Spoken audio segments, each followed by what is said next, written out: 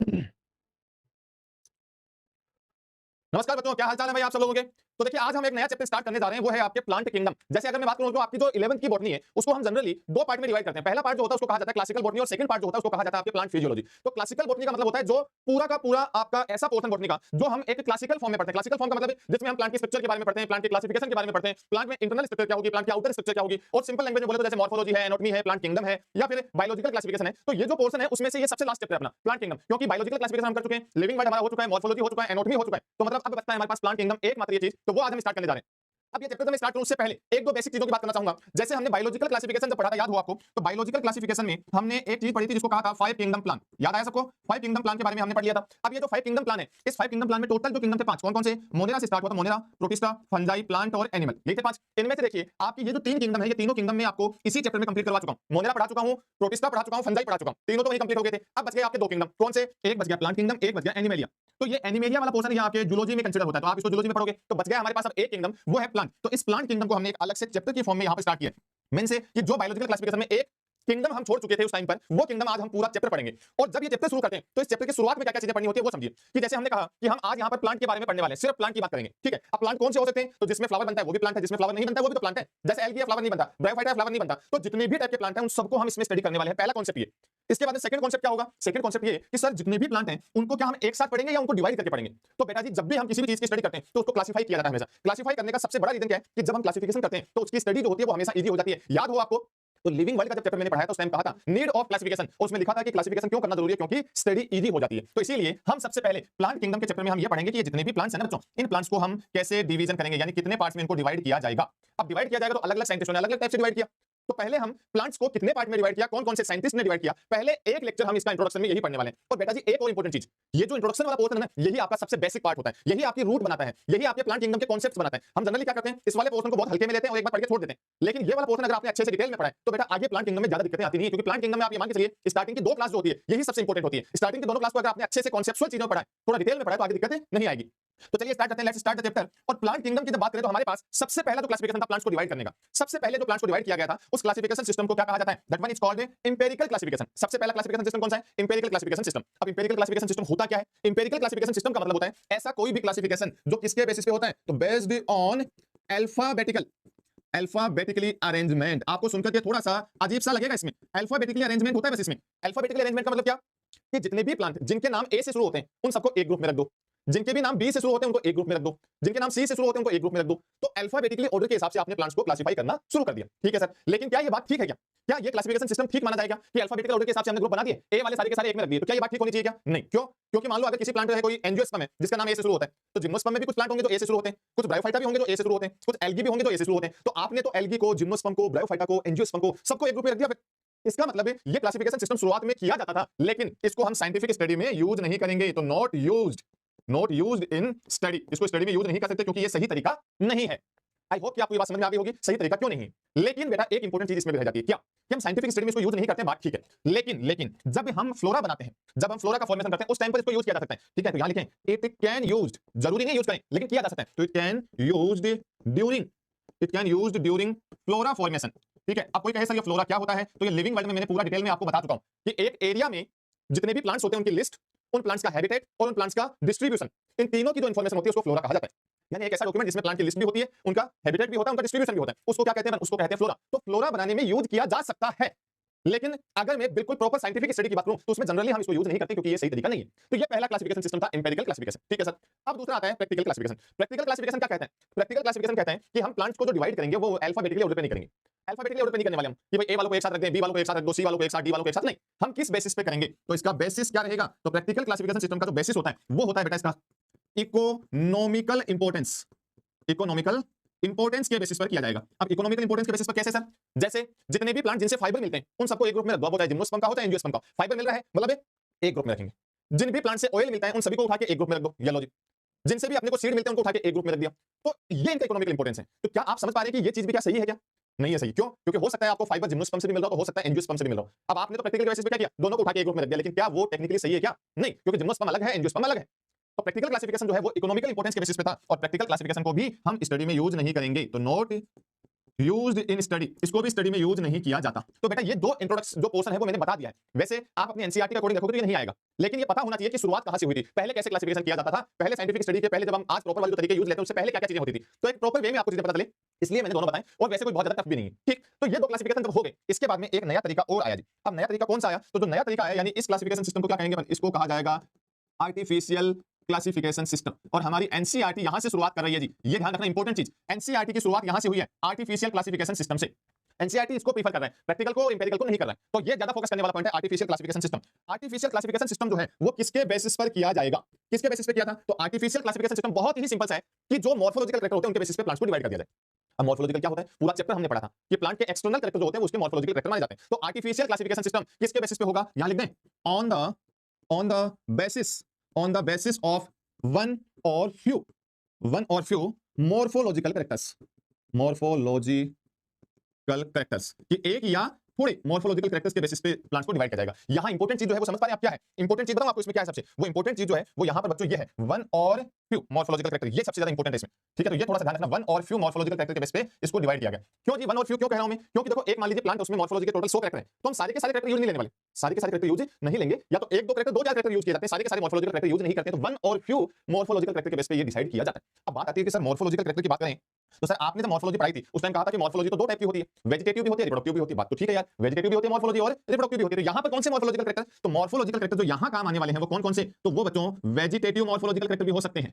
ठीक है, तो वेजिटेटिव कैरेक्टर, वेजिटेटिव मतलब है जैसे लीफ है, ठीक है, या फिर स्टेम है या फिर रूट है, वो भी काम लिया जा सकता है। और रिप्रोडक्टिव में आ जाएगा एंड्रो, रिप्रोडक्टिव में कौन सा आएगा जी यहां पर? तो रिप्रोडक्टिव में आ जाएगा एंड्रोसियम कैरेक्टर यानी मेल रिप्रोडक्टिव कैरेक्टर। ये इंपॉर्टेंट चीज है, रिप्रोडक्टिव में भी किसका यूज किया जाएगा? एंड्रोसियम कैरेक्टर यानी मेल रिप्रोडक्टिव कैरेक्टर जो होता है वो हम जनरली यूज करते हैं। तो आर्टिफिशियल का वापस सुनना, आर्टिफिशियल को क्लासिफाई जब किया गया, आर्टिफिशियल क्लासिफिकेशन जब किया गया, किस बेसिस पे किया? वन और फ्यू मॉर्फोलॉजिकल कैरेक्टर। प्लांट में जितने भी मॉर्फोलॉजिकल कैरेक्टर सबको यूज नहीं करेंगे, थोड़े बहुत दो चार मॉर्फोलॉजिकल कैरेक्टर के बेस पे डिवाइड करेंगे, पहली चीज। अब मॉर्फोलॉजिकल कैरेक्टर कौन से हो सकते हैं? तो मॉर्फोलॉजी तो दो टाइप की होती है, वेजिटेटिव रिप्रोडक्टिव। तो यहां कौन से मॉर्फोलॉजिकल यूज करेंगे? तो यहां पर वेजिटेटिव भी यूज होता है, तो यहां पर एंड्रोसियम का कैरेक्टर यानी रिप्रोडक्टिव वाले में स्पेसिफिक लिखा है हमारी एनसीईआरटी ने, एंड्रोसियम का कैरेक्टर भी यूज किया जाता है। ठीक है सर, आर्टिफिशियल है। अब आर्टिफिशियल क्लासिफिकेशन सिस्टम के अकॉर्डिंग कौन कौन से साइंटिस्ट हैं जिन्होंने क्लासिफिकेशन किया था? तो बेटा इसके अकॉर्डिंग दो एग्जांपल हम पढ़ेंगे, कौन कौन से? तो पहला आता है एरिस्टोटल क्लासिफिकेशन। अब याद होगा एरिस्टोटल का क्लासिफिकेशन में बताया हुआ है आपको पीछे, एरिस्टोटल ने जो क्लासिफिकेशन किया था, एरिस्टोटल ने जो क्लासिफिकेशन सिस्टम किया था वो किसके बेसिस पर किया था याद है? तो एरिस्टोटल ने जो क्लासिफिकेशन किया वो किस बेसिस पे था जी? तो वो था बेस्ड ऑन ग्रॉस मॉर्फोलॉजी। याद आया?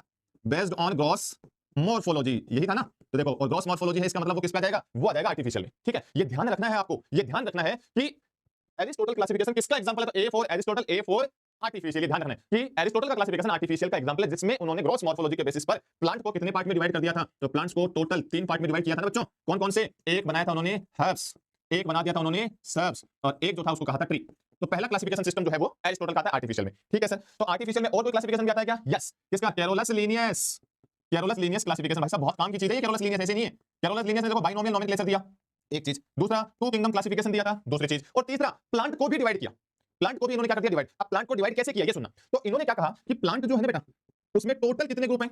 ध्यान से सुनना ये चीज, वापस बोल रहा हूं। कैरोलस लीनियस क्या कहते हैं कि जितने भी प्लांट हैं वो टोटल कितने ग्रुप में है? तो टोटल इन्होंने कहा 24 ग्रुप। प्लांट के टोटल कितने ग्रुप है बच्चों? टोटल 24 ग्रुप है। ठीक है, अब प्लांट को ये क्या करेंगे? डिवाइड। तो प्लांट को डिवाइड किस बेसिस पर करने वाले हैं? तो प्लांट को डिवाइड ये करेंगे एंड्रोसियम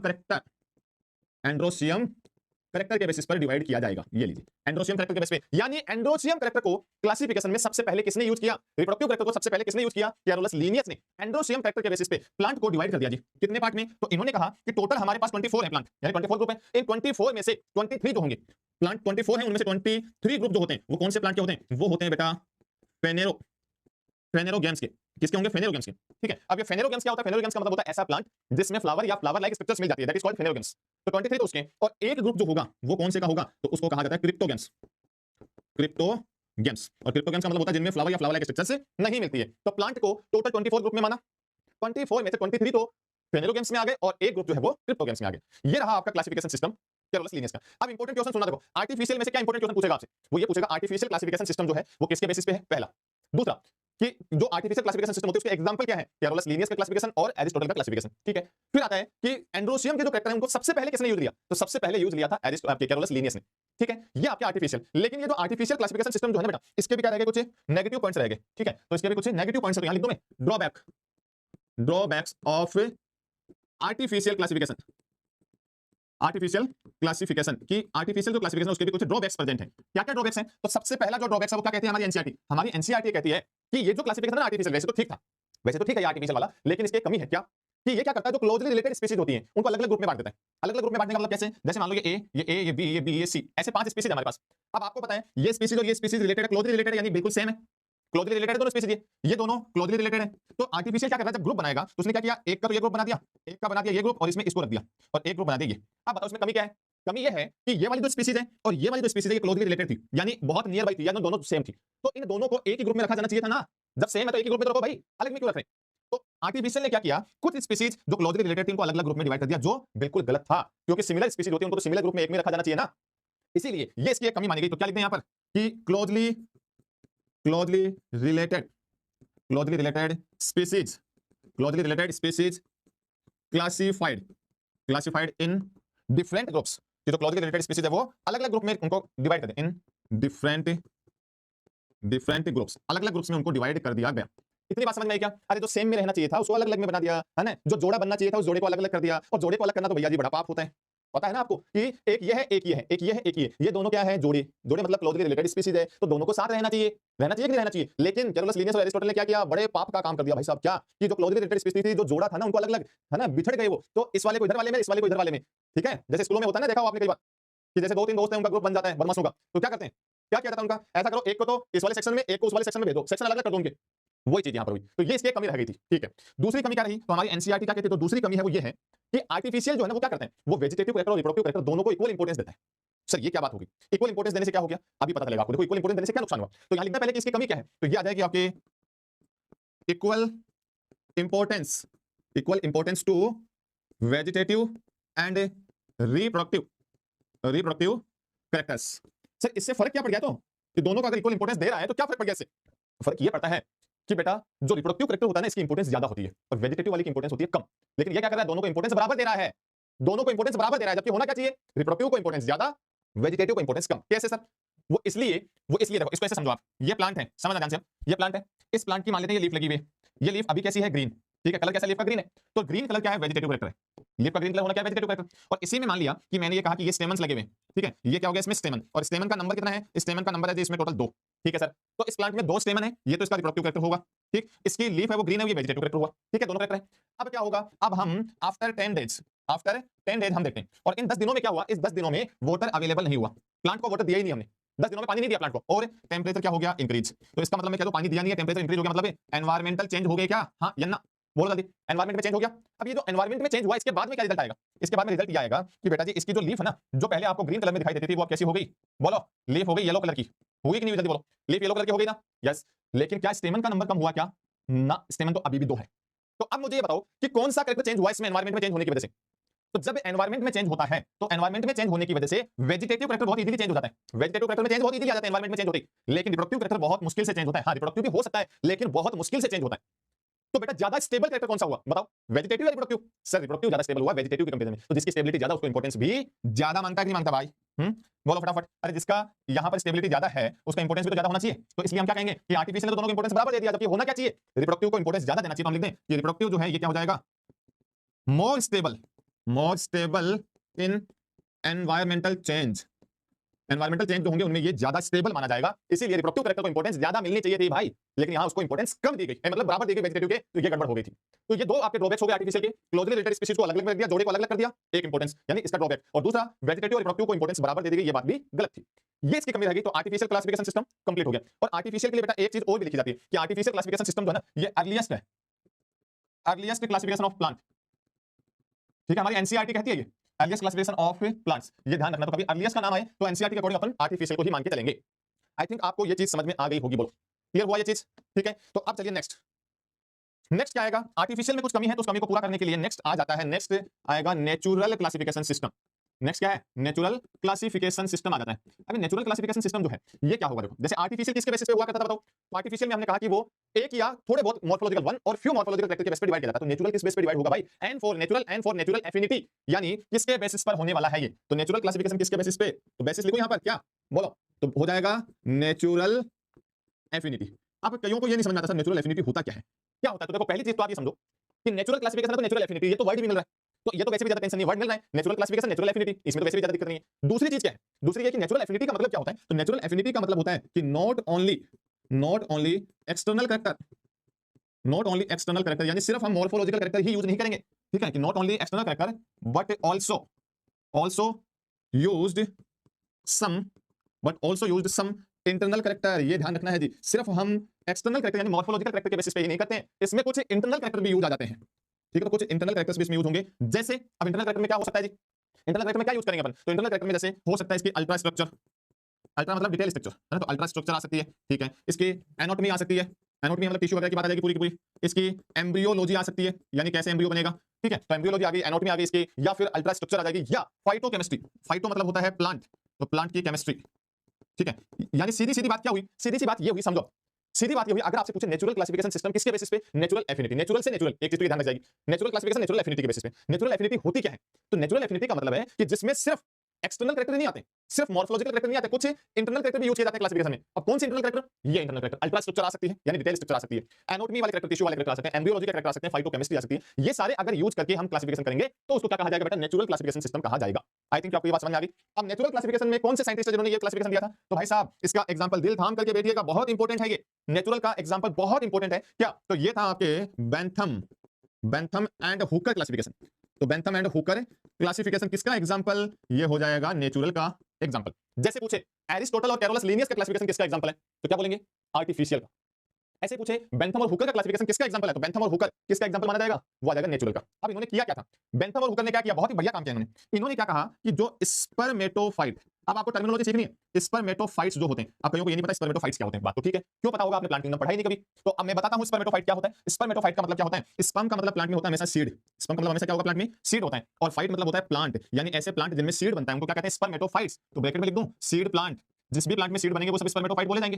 तो बेंथम और हुकर जो है ये क्या कहते हैं कि स्पर्मेटोफाइट जो है इसको इन्होंने तीन पार्ट में डिवाइड किया बेटा, कि स्पर्मेटोफाइट कितने होंगे, तीन, कौन कौन से, तो इसने कहा सबसे पहला आएगा डाइकोट, इनमें सीड बनते हैं, बात ठीक है, दूसरा आएगा जिम्नोस्पर्म, इनमें सीड बनते हैं, ये भी बात ठीक है, और तीसरा आ जाएगा मोनोकोट, ये भी बात ठीक है। मतलब बात तो इन्होंने बिल्कुल 100% शुद्ध की है जी, 100% सही बात की इन्होंने कि डाइकोट में सीड बनते हैं, जिम्नोस्पर्म में सीड बनते हैं, मोनोकोट में सीड बनते हैं, तीनों में बनता है। लेकिन भाई साहब एक कमी रह गई इसमें, क्या कमी ये रह गई कि इसने इवोल्यूशन को बेस नहीं माना। कैसे सर, इवोल्यूशन को बेस कैसे नहीं माना, देखो इवोल्यूशन के बेसिस पर अगर मैं बात करूं तो सबसे पहले एल्गी आती है, फिर ब्रायोफाइटा आता है, फिर टेरिडोफाइटा आता है, फिर जिम्नोस्पर्म आता है, फिर एंजियोस्पर्म आता है, यही रहता है अगर इवोल्यूशन के बेसिस पे बात करें तो। और एंजियोस्पर्म को मैं दो पार्ट में डिवाइड करता हूं, तो पहले डाइकोट आता है और फिर मोनोकोट आता है। तो भाई इवोल्यूशन के बेसिस पर सीक्वेंस क्या होनी चाहिए बताओ, तो इवोल्यूशन के बेसिस पर सीक्वेंस होनी चाहिए जिम्नोस्पर्म, डाइकोट और मोनोकोट। ये यहाँ प्रिमिटिव होते हैं, ये आदिम प्रकार के होते हैं, है ना, और इधर जाएंगे तो डेवलप्ड हो जाएंगे। यही सीक्वेंस आनी चाहिए, बताओ इवोल्यूशन के अकॉर्डिंग, यानी पहले जिम्नोस्पर्म आना चाहिए, फिर डाइकोट आना चाहिए, फिर मोनोकोट आना चाहिए।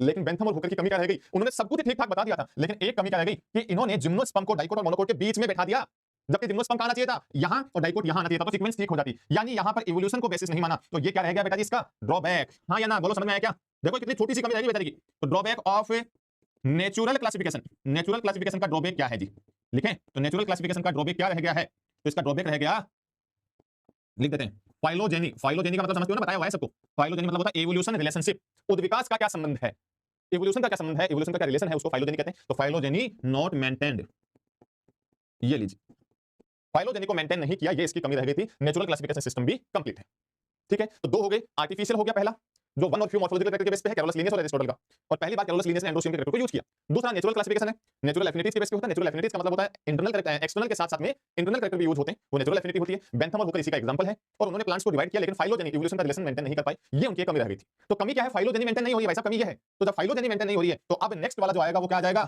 फाइलोजेनेटिकल, यही होगा। तो फाइलोजेनेटिकल क्लासिफिकेशन, फाइलोजेनेटिकल क्लासिफिकेशन इसका एक नेक्स्ट टाइप आएगा। और फाइलोजेनेटिकल क्लासिफिकेशन जो है, अब इसमें आपको पता चलेगा इसका बेसिस क्या रहने वाला है। भाई फाइलोजेनेटिकल क्लासिफिकेशन तो क्या बेसिस होगा, तो बेसिस क्या मान लेंगे, फाइलोजेनी, इवोल्यूशन का रिलेशनशिप, तो बेसिस हो जाएगा फाइलोजेनी। फाइलोजेनी का मतलब है evolution, evolution relation, evolution relationship. उद्विकास के टाइम पर उन्होंने आपस में क्या संबंध रहा था, उसको हम फाइलोजेनी कहते हैं, इवोल्यूशन का रिलेशनशिप कहा जाता है। कौन ज्यादा प्रिमिटिव है, कौन ज्यादा डेवलप्ड है, इन सब चीजों का जो रिलेशन होता है उसको क्या कहते हैं, अपन फाइलोजेनी कहते हैं। तो फाइलोजेनेटिक लागे मतलब ये जो पिछले की कमी थी ना, उसके बेसिस पे नया क्लासिफिकेशन आ गया। क्योंकि नेचुरल वाले में कमी क्या लगी थी, नेचुरल वाले में कमी ये तो थी कि उसमें फाइलोजेनी मेंटेन नहीं हो रही थी, और इसमें क्या हो गई, फाइलोजेनी को इन्होंने बेसिस मान लिया कि यही बेसिस है फाइलोजेनी, तो ये आपका नया क्लासिफिकेशन यानी थोड़ा सा अपडेट हो चुका है। और इसके बेसिस पे जब हम पहला फाइलोजेनेटिकल क्लासिफिकेशन करेंगे, तो वो किसका आएगा, पहला साइंटिस्ट, बहुत इंपॉर्टेंट है बेटा, यहाँ पर सबसे पहला एग्जांपल क्या आएगा इसमें, तो वो आएगा आपके साइंटिस्ट का नाम है Engler, Engler and Prantl, Engler and Prantl, ये लीजिए एंगलर एंड प्रेटल का क्लासिफिकेशन। अब बेटा जी समझ लेना, क्योंकि ये जो क्लासिफिकेशन चलने वाला है ना, ये आपके पूरे प्लांट किंगडम के बेसिस बनाएगा, आपके पूरे प्लांट किंगडम का बेसिस बनाएगा, इवोल्यूशन का बेसिस बनाएगा। बहुत सारे बच्चों को प्लांट किंगडम में जो दिक्कत आती है ना सीक्वेंस बनाने में, देखो मैं आपको बताऊं, आपको सीक्वेंस में सबसे ज्यादा दिक्कत आती है। आपको ये नहीं पता चलता पहली बार वेस्कुलर टिश्यू कहां बना, पहली बार एम्ब्रियो कहां बना, पहली बार सीड कहां बना, पहली बार पोलन ट्यूब कहां बनी, ये सीक्वेंस नहीं पता होता आपको। क्यों? क्योंकि आपने ये वाले क्लासिफिकेशन सिस्टम अच्छे से कॉन्सेप्ट वाइज नहीं समझे होते। ये वाले क्लासिफिकेशन सिस्टम अगर आपने अच्छे से कॉन्सेप्ट वाइज समझ लिया ना, तो श्योर है कि आपको ये सारी के सारी सीक्वेंस टिप्स पे हो जाएंगे। पहले सीड किसमें बना, फ्रूट किसमें बना, एम्ब्रियो किसमें बना, वेस्कुलर टिश्यू किसमें बना, है ना, फिर आपके पोलन ट्यूब किसमें बनी, सारे के सारे कॉन्सेप्ट आ जाएंगे इसमें। बस एक बार इसको अच्छे से समझने की जरूरत है। तो देखो बच्चों समझते हैं इसको, एंगुलर और पेटल का जो क्लासिफिकेशन है, इनमें ये क्या करने वाले हैं। तो एंगुलर और पेटल क्या कहते हैं कि देखो जितने भी प्लांट है ना, उन प्लांट को हम डिवाइड करते हैं दो पार्ट में। प्लांट को कितने पार्ट में डिवाइड करेंगे प्यारे बच्चों? दो पार्ट में डिवाइड करेंगे। तो इनसे सबसे पहले ये पूछा, चलो ठीक है प्लांट को डिवाइड करो, तो पहले तो ये बताओ किस बेसिस पे करोगे, डिवाइड कर रहे हो, ठीक है, किस बेसिस पर? तो इन्होंने कहा प्लांट को जो डिवाइड किया जाएगा उसका बेसिस क्या है? उसका बेसिस है एम्ब्रियो की प्रेजेंस या एब्सेंस। तो एम्ब्रियो प्रेजेंस और एब्सेंस के बेसिस पर, कि एम्ब्रियो प्रेजेंट होगा या एब्सेंट होगा, प्लांट में एम्ब्रियो बनेगा या नहीं बनेगा, उसके बेसिस पे हमने क्या कर दिया, प्लांट को दो पार्ट में डिवाइड कर दिया। देखना ध्यान से सुनना, बहुत छोटे छोटे पॉइंट्स आएंगे। तो एम्ब्रियो प्रेजेंट है या एब्सेंट है, उसके बेसिस पे प्लांट कितने पार्ट में डिवाइड हुए बेटा? दो में। कौन कौन से? सबसे पहला जो ग्रुप बनाया उसको नाम दे दिया इन्होंने थैलोफाइटा। पहला ग्रुप जो था उसका नाम क्या रख दिया? थैलोफाइटा नाम रख दिया जी, ठीक है। और तो दूसरा ग्रुप बनाया ना, इसका नाम रख दिया एम्ब्रियोफाइटा। अब बताओ ये चीज तो आपको समझ में आई गई ना कि थैलोफाइटा और एम्ब्रियोफाइटा, इसका मतलब है कि थैलोफाइटा है और ये एम्ब्रियोफाइटा है। तो मतलब आप सीधा सीधा ये कह सकते हो कि भाई थैलोफाइटा में एम्ब्रियो क्या हो जाएगा, बताओ, प्रेजेंट या एब्सेंट? एब्सेंट। एम्ब्रियो एब्सेंट है थैलोफाइटा में। क्यों? क्योंकि एम्ब्रियोफाइटा नाम इसलिए रखा गया क्योंकि इसमें एम्ब्रियो क्या होता है? प्रेजेंट होता है। तो लीजिए, तो आपको ये चीज क्लियर हो गई क्या बेटा? पहले तो ये बताओ कि प्लांट कितने टाइप के हैं? दो, या तो एम्ब्रियो प्रेजेंट या एम्ब्रियो एब्सेंट। एम्ब्रियो प्रेजेंट है तो एम्ब्रियोफाइटा, एम्ब्रियो एब्सेंट है तो थैलोफाइटा। और थैलोफाइटा में क्या आता है जी? थैलोफाइटा में आती है एल्गी। एल्गी आती है, इसका मतलब एल्गी में कभी एम्ब्रियो नहीं बनेगा। पहला कॉन्सेप्ट क्लियर हुआ क्या? एल्गी में कभी एम्ब्रियो नहीं बनेगा, चाहे वो रेड एल्गी हो, चाहे वो ब्राउन एल्गी हो, चाहे वो ग्रीन एल्गी हो, चाहे वो हरी एल्गी हो, चाहे वो भूरी हो, चाहे वो लाल हो, कैसी भी एल्गी हो, कैसी भी एल्गी हो, किसी भी कलर की एल्गी हो, उसमें तो भाई साहब एम्ब्रियो नहीं बनेगा, भ्रूण नहीं बनेगा। पहला कॉन्सेप्ट ध्यान रखना हमेशा दिमाग में। पूरे थैलोफाइटा में जब भी हम पढ़ेंगे एम्ब्रियो उसमें नहीं बनने वाला। तो थैलोफाइटा में यानी एल्गी के अंदर एम्ब्रियो नहीं बनता है। आई थिंक आपको ये कॉन्सेप्ट क्लियर हो गया, ठीक है। चलिए बहुत बढ़िया। तो इसका मतलब एल्गी के अलावा जितने भी प्लांट है सब में एम्ब्रियो बनेगा। हाँ, अब थैलोफाइटा के बाद में क्या आता है? ब्रायोफाइटा। एम्ब्रियो बनेगा क्या? हाँ बनेगा, ब्रायोफाइटा में बनेगा, क्योंकि अगर नहीं बनता तो मैं किधर लिखता है, इसको इधर लिखता, लेकिन यहाँ नहीं लिखा, इसका मतलब वो कहाँ? इसमें है ना। तो ब्रायोफाइटा में बनेगा, टेरिडोफाइटा में बनेगा, जिम्नोस्पर्म में बनेगा, एंजियोस्पर्म में बनेगा, यानी चारों ग्रुप में एम्ब्रियो बनेगा। और इन चारों में से भी पहले कौन आएगा बताओ? इन चारों में से पहले कौन आया? ब्रायोफाइटा आया। यानी सबसे पहले एम्ब्रियो किस ग्रुप में बना? ब्रायोफाइटा में बना। सबसे पहला एम्ब्रियो ब्रायोफाइटा में बनता है। क्लियर हुई? ठीक है। अब ये क्या करता है? एम्ब्रियोफाइटा को भी डिवाइड करेगा। एम्ब्रियोफाइटा को भी डिवाइड किया, किस बेसिस पर डिवाइड किया एम्ब्रियोफाइटा को? तो इसका बेसिस है फर्टिलाइजेशन, क्योंकि एम्ब्रियो बन रहा है ना बेटा, एम्ब्रियो बन रहा है, इसका मतलब फर्टिलाइजेशन तो होगा, ऑब्वियस है। एम्ब्रियो बनना मतलब फर्टिलाइजेशन होगा, तो फर्टिलाइजेशन के बेसिस पर इसने एम्ब्रियोफाइटा को क्या कर दिया? डिवाइड कर दिया जी। कितने पार्ट में डिवाइड किया? देखना कितने पार्ट में डिवाइड करेगा। तो इसने एम्ब्रियोफाइटा में जो सबसे पहला ग्रुप बनाया, इस ग्रुप का नाम इसने क्या रखा? इसका नाम रखा जो आइडियोगेमस प्लांट। जो आइडियोगेमस प्लांट, पहला तो ये हो गया, है ना। और दूसरा जो होगा इसको कहा जाएगा सिफिनोगेमस प्लांट। सिफिनोगेमस प्लांट, ठीक है बेटा। अब सर ये क्या है? ये नहीं समझ में आ रहा, नहीं समझ में आ रहा होगा, कोई दिक्कत नहीं। पहले ये समझो, ये दोनों जो है किस बेसिस पे? फर्टिलाइजेशन के बेसिस पे। फर्टिलाइजेशन क्या होता है भाई? फर्टिलाइजेशन का मतलब क्या होता है? फर्टिलाइजेशन का मतलब होता है मेल गैमेट और फीमेल गैमेट का आपस में जुड़ जाना। Fusion of male and female gamete is called fertilization. Simple में बात करूं तो यही बोलते हैं, पूरा डिटेल नहीं बात करें, लेकिन सिंपली ये बोला जाएगा मेल गैमेट और फीमेल गैमेट का फ्यूजन जो होता है उसी को क्या कहते हैं अपन? उसी को हम फर्टिलाइजेशन कहते हैं। बात तो ठीक है। अब ये जो मेल गैमेट और फीमेल गैमेट जब आपस में जुड़े, तो इसमें बेटा ये बात करेंगे अपन सिर्फ मेल गैमेट की, कि मेल गैमेट है ना वो मोटाइल भी हो सकता है और मेल गैमेट नॉन मोटाइल भी हो सकता है, दोनों पॉसिबिलिटी है। और फीमेल वाले की बात करें तो फीमेल वाला तो ज्यादातर केस में नॉन मोटाइल ही होता है, इसलिए हम फीमेल को बेसिस नहीं मानते। कोई फीमेल को बेसिस क्यों नहीं माना? नाराज हो जाए कोई, सर फीमेल को बेसिस क्यों नहीं माना? फीमेल को बेसिस क्यों नहीं मानते? क्योंकि फीमेल ज्यादातर केस में क्या होते हैं? नॉन मोटाइल गैमेट होता है फीमेल का। प्लांट की बात कर रहे हैं अपन, ठीक है। ये नहीं कह रहा हूं कि मोटाइल नहीं हो सकता, हो सकता है, लेकिन ज्यादातर केस में फीमेल नॉन मोटाइल है, इसलिए हमने बेसिस किसको माना है? मेल वाले को, कि मेल वाला मोटाइल है या नॉन मोटाइल है, बस, ठीक है। तो अब देखिए इधर आओ, जू मतलब क्या होता है? जू मतलब होता है मोटाइल। जू स्पोर, जो मोटाइल स्पोर होता है, जू स्पोर कहा था ना, इसका मतलब समझे क्या? समझ में आया क्या बाबू? यहां पर क्या होगा? Male gamete. ये क्या हो जाएगा? मेल गैमेट्स जो है इसमें क्या मिलेंगे बोलो? तो इसमें मेल गैमेट मिलते हैं मोटाइल। फीमेल को नहीं लिखूंगा, मैं फिर कह रहा हूं फीमेल को नहीं लिखूंगा, क्यों? क्योंकि फीमेल ज्यादातर नॉन मोटाइल होती है। तो जोइडियोगेमस के अंदर मेल गैमेट मोटाइल होते हैं, तो सिफिनोगेमेट्स में क्या हो जाएगा? Male gametes. सिफिनोगेम्स में क्या होता है? मेल गैमेट से नॉन मोटाइल होता है बेटा जी, ये लो, इसमें नॉन मोटाइल मिलेगा, ठीक है। तो ये मेल गैमेट मोटाइल, वो मेल गैमेट नॉन मोटाइल। अब ये बताओ, मेल गैमेट अगर मोटाइल है तो भाई मोटाइल किसकी वजह से होगा बेटा? तो मोटाइल तो सर फ्लैजिला की वजह से हो सकता है, बात तो ठीक है, मोटाइल फ्लैजिला की वजह से होता है, इसीलिए मैं यहां लिख दूं flagella. Flagella in male gametes. क्या मेल गैमेट्स में फ्लैजिला मिलेगा क्या? हाँ, क्योंकि मोटाइल है ना, तो यहां मेल गैमेट में फ्लैजिला मिल जाता है। और यहां की मैं बात करूं तो फ्लैजिला इन मेल गैमेट्स क्या होगा बोलो? तो फ्लैजिला इन मेल गैमेट्स क्या हो जाएगा? एब्सेंट, नहीं मिलता, इसलिए तो नॉन मोटाइल है, ठीक है सर। यहाँ की बात ठीक है। अब आपको एक कॉन्सेप्ट याद आ रहा हो तो मैंने जब आपको बायोलॉजिकल क्लासिफिकेशन पढ़ाया था तब याद करो, मैंने कहा था ये चीज बहुत काम आने वाली है कि बेटा फ्लैजिला काम तभी करता है जब आसपास में पानी हो। बोलो याद आया क्या? आप कहीं गुरुजी बताया नहीं, तो जो भी कहते हैं कि गुरुजी बताया नहीं, वो एक बार जाके जूस स्पोर वाला पोर्शन जब मैंने पढ़ाया था, फंजाई में जूस स्पोर पढ़ाया था ना, वो वाला लेक्चर जाके देखना एक बार, और उसमें क्लियर कट कहा हुआ है मेरा, उससे पहले भी कहा हुआ है फ्लैजिला जहां पर भी आ जाता है वहां पानी की जरूरत होती है, क्योंकि फ्लैजिला वाटर में मूवमेंट करेगा या फ्लैजिला एक्वस मीडियम में ही मूवमेंट करता है। तो बेटा जी यहां मेल गैमेट क्या है? मोटाइल।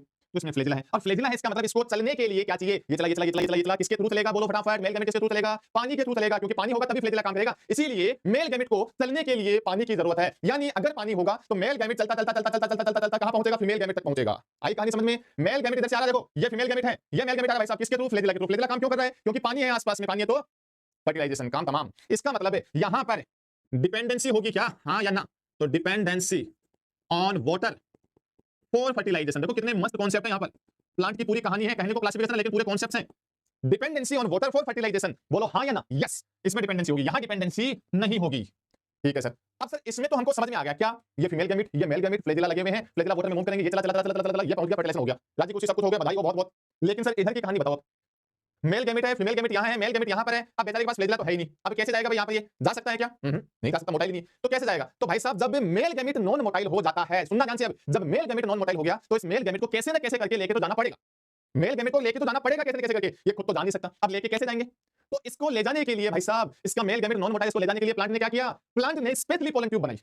बोलो प्लांट ने पोलन ट्यूब क्यों बनाई, कारण समझ में आया, क्योंकि मेल गैमेट क्या है, नॉन मोटाइल है, अगर मेल गैमेट मोटाइल है तो क्या पोलन ट्यूब की जरूरत है क्या, बिल्कुल जरूरत नहीं है, लेकिन मेल गैमेट नॉन मोटाइल इसलिए उसको पोलन ट्यूब बनाएगा, पोलन ट्यूब इसको फीमेल गैमेट तक लेके जाएगी। इसका मतलब अब बताइए मुझे कॉन्सेप्ट यहां पर, अब बताइए पोलन ट्यूब फॉर्मेशन होगा क्या, हाँ या ना, तो पोलन ट्यूब फॉर्मेशन बोलो यहां जरूरत है क्या, नहीं जी बिल्कुल जरूरत नहीं है, यहां पोलन ट्यूब बनेगी, ये लीजिए पोलन ट्यूब प्रेजेंट। ठीक, अब सर इसके एग्जांपल क्या है जुआइडियो गेमस के, तो जुआइडियो गेमस का एग्जांपल क्या होगा, तो इसका एग्जांपल हो जाता है एक तो ब्रायोफाइटा, इसलिए ब्रायोफाइटा में कहते हैं ना फर्टिलाइजेशन के लिए वाटर पर डिपेंड करता है, क्यों करता है कारण समझ में आया आज, ब्रायोफाइटा और टेरिडोफाइटा, तो ब्रायोफाइटा और टेरिडोफाइटा जो होते हैं ना, इन दोनों में फर्टिलाइजेशन के लिए वाटर की जरूरत होती है, क्यों होती है, क्योंकि मेल गैमेट मोटाइल होता है, इसलिए ब्रायोफाइटा और टेरिडोफाइटा में पोलन ट्यूब नहीं बनती। और यहां की मैं बात करूं तो ये क्या जाएगा, जिम्नोस्पर्म, जिम्नोस्पर्म आ गया, और एंजियोस्पर्म। तो अब आपसे पूछे ऐसा कौन सा प्लांट है जिसमें सबसे पहले एम्ब्रियो बना, सबसे पहले एम्ब्रियो किसमें बना, ब्रायोफाइटा में, ठीक है, फिर पूछे सबसे पहले पोलन ट्यूब किसमें बनी, सबसे पहले पोलन ट्यूब जिम्नोस्पर्म में बनी। तो ये आपका एंगलर और प्रेटल का क्लासिफिकेशन सिस्टम कंप्लीट हुआ जी, पहला क्लासिफिकेशन एंगलर एंड प्रेटल का वो हुआ है पूरा समाप्त। आई थिंक आपको कुछ कॉन्सेप्ट्स क्लियर हुए होंगे आज, है ना, क्या क्या कॉन्सेप्ट्स इसमें, तो पहला एम्ब्रियो किसमें बनता है ये कॉन्सेप्ट हो गया, पोलन ट्यूब पहले किसमें बनती है ये कॉन्सेप्ट हो गया, ठीक, पोलन ट्यूब क्यों बनती है, किसकी वजह से बनती है, किस कारण से बनाई जाती है, वो कॉन्सेप्ट क्लियर हो गया होगा। ब्रायोफाइटा और टेरिडोफाइटा में फर्टिलाइजेशन के लिए वाटर पर डिपेंड क्यों रहना पड़ता है, ये कॉन्सेप्ट यहां से क्लियर हो गया। ब्रायोफाइटा और टेरिडोफाइटा में पोलन ट्यूब क्यों नहीं बनती, ये आ गया। जिम्नोस्पर्म और एंजियोस्पर्म जनरली फर्टिलाइजेशन के लिए वाटर पर डिपेंड नहीं करते, क्यों नहीं करते, ये कॉन्सेप्ट, ये सारे के सारे कॉन्सेप्ट आपके आ गए एंगलर एंड प्रेटल के। जब एंगलर और प्रेटल का क्लासिफिकेशन हो जाता है इसके बाद में ये फाइलोजेनेटिकल में है, ये आएगा ऑस्टवाल्ड टिपो, ऑस्टवाल्ड टिपो क्लासिफिकेशन। और बेटा जी ये जो ऑस्टवाल्ड टिपो है ना, ये क्लासिफिकेशन सिस्टम बहुत इंपॉर्टेंट भी रहता है, क्यों, क्योंकि मोस्ट एक्सेप्टेड क्लासिफिकेशन यही है प्लांट का, ठीक है, प्लांट का मोस्ट एक्सेप्टेड इसको माना जाता है। ऑस्टवाल्ड टिपो क्या कहते हैं, ये भी क्या कहते हैं, देखो इसकी भी कहानी सुन लेते हैं, चलो, है ना, ये कह रहे हैं कि जितने भी प्लांट होते हैं ना, इनको हम दो पार्ट में डिवाइड करते हैं, ठीक है भाई, दो पार्ट में डिवाइड करना चाह रहे हो कर दो, कोई दिक्कत नहीं, ये लो जी एक पार्ट ये हो गया, एक पार्ट ये हो गया, दो पार्ट में डिवाइड कर देंगे, कोई दिक्कत नहीं है। पहले ये बताओ किस बेसिस पे करोगे, तो ऑस्टवाल्ड टिपो कह रहा है कि मैं यहाँ बेसिस जो रखने वाला हूँ वो क्या है, तो इसका बेसिस है एम्ब्रियो की प्रेजेंस या एब्सेंस है, एम्ब्रियो प्रेजेंस या एब्सेंस, यार ये तो उसने भी किया था कि हाँ रुको अभी ठंड रखो, अभी कुछ चीजें और बताऊंगा आपको अलग से, एम्ब्रियो प्रेजेंस एंड एब्सेंस, कि एंगलर और प्रेटल ने भी एम्ब्रियो की प्रेजेंस और एब्सेंस को बेसिस माना था, ठीक है, मुझे पता है ये चीज, और मैं भी उसी को बेसिस मान रहा हूं। तो उसको बेसिस मान के मैंने प्लांट को कितने पार्ट में डिवाइड किया, दो में, कौन कौन से, पहला आ जाएगा थैलोफाइटा, पहला कौन सा आया, थैलोफाइटा आ गया, और दूसरा आ गया एम्ब्रियोफाइटा। बताओ यहां तक तो मेरे साथ कोई दिक्कत है नहीं, बिल्कुल सेम चीज है, जिनमें एम्ब्रियो बन गया वो एम्ब्रियोफाइटा में, जिनमें नहीं बना वो थैलोफाइटा में, ठीक है।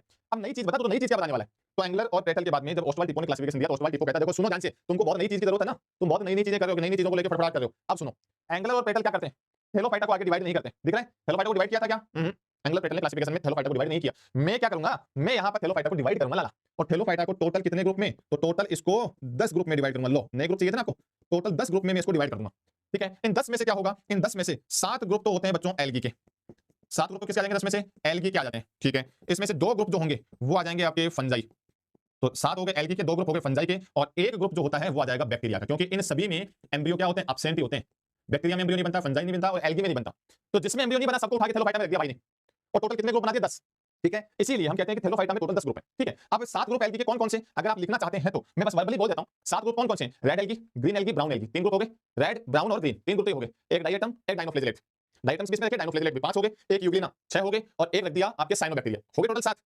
वापस बोल रहा हूं कौन कौन से, green algae, brown algae, red algae, 3 तो ये हो गए, फिर डायटम, डाइनोफ्लेजेलेट, यूग्लिनो 6, और एक आ जाएगा साइनोबैक्टीरिया, 7 ग्रुप हो गए, ये तो एल्गी के आगे। फंजाई के 2 ग्रुप हैं, एक स्लाइम मोल्ड आ गया एक ग्रुप में, तो और एक में बाकी बचे हुए सारे के सारे फंजाई, उनको यू माइकोटा कह दिया, ठीक है, सारे बाकी एक स्लाइम मोल्ड आ गया एक ग्रुप में, तो एक में बाकी सारे ओमाइसिटी, जाइगो, एस्को, बेसिडियो, ड्यूटेरो सब के सब मिलके एक में आ गए, तो 2 ग्रुप ही हो गए, और एक बैक्टीरिया का आ गया, तो ऐसे करके टोटल 10 ग्रुप बना दिए, ठीक। अब आता है एम्ब्रियोफाइटा को क्या करेगा, ये फिर से डिवाइड, एम्ब्रियोफाइटा को जब डिवाइड करेगा तो किसके बेसिस पर, तो एम्ब्रियोफाइटा को करता है vascular tissue presence and absence, vascular tissue presence and absence के बेसिस पे वेस्कुलर टिश्यू प्रेजेंट होगा या नहीं होगा, उसके बेसिस पे जब डिवाइड किया गया तो इसने दो पार्ट में प्लांट्स को डिवाइड किया। कौन कौन से दो? तो एक जो था बेटा इसको कहा ए, पहला ग्रुप जो इसको कह दिया ए ट्रेकियोफाइट, ए ट्रेकियोफाइट्स, और दूसरा जो है इसको कह दिया इसने ट्रेकियोफाइट्स। ट्रेकियोफाइट्स हो गए दो, ए ट्रेकियोफाइट्स और ट्रेकियोफाइट्स। अब ए ट्रेकियोफाइट्स ए4 क्या हो गया बेटा? ए4 होता है एब्सेंट, ट्रेकियो मतलब वेस्कुलर, ट्रेकिट्स वगैरह पढ़े थे ना हमने एनाटॉमी में, तो इसका मतलब ए ट्रेकियोफाइट्स का मतलब क्या हुआ? यहां वेस्कुलर टिश्यू क्या रहेगा? Absent. Vascular tissue, vascular absent, सीधा लिख रहा हूं, ठीक है, वेस्कुलर टिश्यू एब्सेंट हो जाएगा, और यहां पर वेस्कुलर टिश्यू क्या रहेगा बच्चों? प्रेजेंट। तो वहां वेस्कुलर टिश्यू एब्सेंट है, यहां वेस्कुलर टिश्यू प्रेजेंट है, ठीक है। वेस्कुलर टिश्यू एब्सेंट किसमें होता है? तो एग्जांपल ब्रायोफाइटा में, ब्रायोफाइटा में वेस्कुलर टिश्यू नहीं बनता है बेटा जी, ठीक। तो ब्रायोफाइटा में नहीं बना तो बच क्या गया? अब बच गया आपके टेरिडोफाइटा, ये लीजिए। तो अब आपको क्लियर हुआ क्या पहला वेस्कुलर टिश्यू किसमें बना? और मैंने जब आपको जाइलम फ्लोएम पढ़ाए थे तब भी हमेशा तीन चीजों के एग्जांपल बताए थे, टेरिडो, जिम्नो, एंजियो, टेरिडो, जिम्नो, एंजियो, ये बताता था ना, क्यों? क्योंकि वेस्कुलर टिश्यू टेरिडो से बनना शुरू हुआ, टेरिडोफाइटा, जिम्नोस्पर्म और एंजियोस्पर्म। अब देखो आपसे अगर क्वेश्चन पूछा जाए, आपसे दो क्वेश्चन पूछ रहा हूं, एक ऐसा प्लांट जिसमें पहली बार एम्ब्रियो बना लेकिन वेस्कुलर टिश्यू नहीं बना, क्या आंसर आएगा? पहली बार एम्ब्रियो बन गया लेकिन वेस्कुलर टिश्यू नहीं बना, तो आएगा ब्रायोफाइटा। और पूछे ऐसा प्लांट जिसमें पहली बार एम्ब्रियो भी बना और वेस्कुलर टिश्यू भी बना, दोनों चीजें हैं, तो क्या आएगा? टेरिडोफाइटा। और पूछे ऐसा प्लांट जिसमें पहली बार एम्ब्रियो, वेस्कुलर टिश्यू और पोलन ट्यूब तीनों बने, तो उसको क्या बोलेंगे? जिम्नोस्पर्म कहेंगे, ये ध्यान रखना। तो पहली बार वेस्कुलर टिश्यू टेरिडोफाइटा में बना है, पहली बार एम्ब्रियो ब्रायोफाइटा में बना है, पहली बार पोलन ट्यूब जिम्नोस्पर्म में बना है। ये आपके ओस्वाल्ड टिपो का क्लासिफिकेशन भी कंप्लीट, ठीक है, ये हुआ। और ओस्वाल्ड टिपो के बाद में एक क्लासिफिकेशन आता है जिसको कहते हैं अपन हचिंसन क्लासिफिकेशन। हचिंसन क्लासिफिकेशन, ये सबके सब फाइलोजेनेटिकली है बेटा, है ना, फाइलोजेनेटिकल जो चल रहा था उसके एग्जांपल है ये सब। तो हचिंसन क्लासिफिकेशन, अब ये जो हचिंसन है ना, इसने कुछ ज्यादा नहीं, इसने बहुत सिंपल सी चीजें बताई। हचिंसन कहता था देखो ये बच्चों का दुख दर्द समझता था, है ना, बच्चों का दुख दर्द समझता था। क्या वो? ये कि जनरली जब आपसे पूछा जाता है कि ये जो कैरेक्टर है ये प्रिमिटिव है या डेवलप्ड है, तो आप लोगों को बड़ा कंफ्यूजन होता है। जैसे मान लीजिए मैंने आपको कोई भी दो कैरेक्टर लिख दिए, मैंने लिख दिया एक तो एक्टिनोमॉर्फिक फ्लावर होते हैं, एक जाइगोमॉर्फिक फ्लावर होते हैं, बताया था ना आपको मॉर्फोलॉजी में, एक एक्टिनोमॉर्फिक फ्लावर, एक जाइगोमॉर्फिक है। इन दोनों में से कौन सा कैरेक्टर डेवलप है, कौन सा प्रिमिटिव है, ये बताओ। तो बच्चों को बहुत ज्यादा दिक्कत आती थी इसमें कि सर ये कौन से प्रिमिटिव कौन से डेवलप है, ये कैसे पता चले? तो हचिंसन ने क्या किया, एक लिस्ट बना दी, एक लिस्ट बनाई और कहा कि देखो जी ये सब प्रिमिटिव कैरेक्टर होते हैं, ये सब डेवलप्ड कैरेक्टर होते हैं, एक लिस्ट बना दी बस इसने।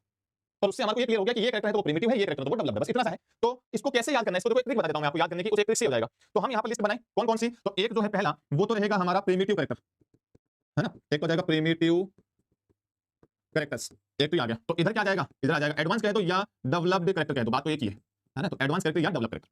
अब प्रिमिटिव कौन कौन से होते हैं, तो बेटा जी प्रिमिटिव याद कर लो, डेवलप तो अपने आप याद हो जाएगा यार, भाई उल्टा ही तो करना है उसका, तो आप प्रिमिटिव याद कर लो, बस डेवलप अपने आप उल्टा हो जाएगा। अब प्रिमिटिव का मतलब क्या होता है, तो प्रिमिटिव जो है इसको ऐसे याद करो, प्रिमिटिव को कैसे याद करना है अपने को, सैड यानी दुखी, और दुखी कौन रहता है, सैड यानी दुखी हुआ। अब दुखी कौन रहेगा जी, दुखी रहते हैं मास्टर, क्यों? क्योंकि एक्स्ट्रा क्लास लो तो बच्चों को दिक्कत, एक्स्ट्रा क्लास नहीं लो तो बच्चों को दिक्कत, थोड़ा सा स्पीड में पढ़ाओ तो दिक्कत, थोड़ा सा स्लो पढ़ा दो तो दिक्कत, पेपर इजी आ गया तो दिक्कत, पेपर थोड़ा हार्ड आ गया तो दिक्कत।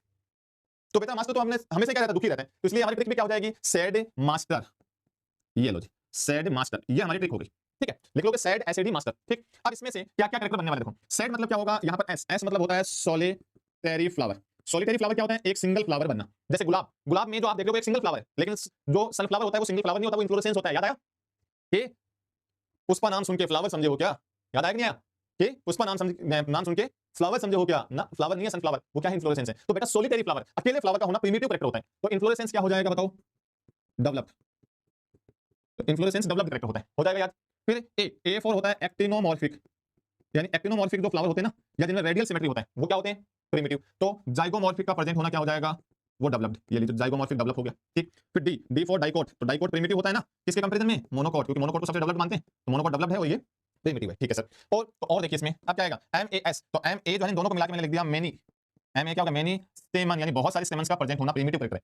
तो लेस स्टेमन्स का होना, लेस स्टेमन्स, ये लीजिए ये क्या हो जाएगा आपका डेवलप कैरेक्टर हो गया, ठीक। फिर एस, एस मतलब क्या हो गया यहाँ पर, तो ये हो जाएगा सिंपल फ्रूट, एस मतलब क्या हो गया, सिंपल फ्रूट, याद आया फ्रूट जब पढ़ाए थे, सिंपल फ्रूट था, फिर कंपोजिट फ्रूट था, एग्रीगेटेड फ्रूट है, तो सिंपल फ्रूट है वो क्या प्रिमिटिव कैरेक्टर है, तो यहाँ क्या आ जाएगा एग्रीगेटेड, तो एग्रीगेटेड फ्रूट्स, कंपोजिट भी लिखना चाहो तो लिख दो, है ना, क्योंकि इन्फ्लोरेसेंस है तो कंपोजिट भी आ जाएगा, तो कंपोजिट और एग्रीगेटेड दोनों डेवलप्ड कैरेक्टर होते हैं, ठीक। और टी ई आर तीनों को मिला के लिखेंगे तो हो जाएगा tree, tree is a primitive character and subs, subs is the developed character. अब कईयों को मुझे पता है इसमें कईयों के ना दिमाग चलेगा, कईयों के पेट में दर्द होगा, लेकिन पेट दर्द नहीं करना है आपको, जो कैरेक्टर बताए हैं सिंपल सिंपल से, ये बस एक बार ध्यान दे लेना, है ना, कहीं पूछ लिया जाता है कि कौन सा प्रिमिटिव है कौन सा डेवलप्ड है, तो वो अपने को थोड़ा सा ध्यान रह जाता है बस। ये हचिंसन का क्लासिफिकेशन और कुछ नहीं इसमें स्पेसिफिक, और बहुत सिंपल सा है, सैड मास्टर इतना ध्यान रख लो तो उससे याद आ जाएगा, है ना, ये हुआ। और एक वर्ड हो रहा है बेटा, वो कई जगह लिखा होता है इसलिए मैं बता देता हूं, क्लेडोग्राम, सुना होगा आपने, क्लेडोग्राम वर्ड आता है। क्लेडोग्राम होता क्या है, तो क्लेडोग्राम देखो आपने देखा होगा बहुत सारी जगह इस टाइप के डायग्राम बने होते हैं, ऐसे फैमिली ट्री बनाए हुए होते हैं ना, आपने देखा हो तो ऐसे वो फैमिली ट्री बने होते हैं इस टाइप का। तो इवोल्यूशन के बेसिस पर, इवोल्यूशन के बेसिस पर ये जो फैमिली ट्री बनाया जाता है ना, इवोल्यूशन के बेसिस पर यानी कौन सा प्रिमिटिव, यानी सबसे पहले कौन बना, फिर कौन बना, फिर कौन बना, ऐसे, है ना। तो यहाँ पर इवोल्यूशन के बेसिस पर जो फैमिली ट्री बनाया जाता है दैट इज कॉल्ड